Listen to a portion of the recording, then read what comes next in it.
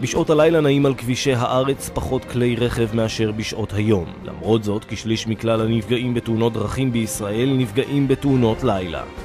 מרחק הראייה מתקצר וניתן לראות את החלק המואר בכביש. לכן, קשה יותר לאמוד נכונה מרחק ומהירות. נכונותו של הגוף לשינה, ביחד עם נהיגת הלילה המאומצת, יוצרים עייפות המתבטאת בסכנת הירדמות על ההגה. אין פקקים, אין לחץ, אנשים מרשים לעצמם, אף אחד לא יראה אותי. סכנה נוספת בנהיגה בלילה היא סנוור, מרכב המגיע ממול עם אורות דרך גבוהים.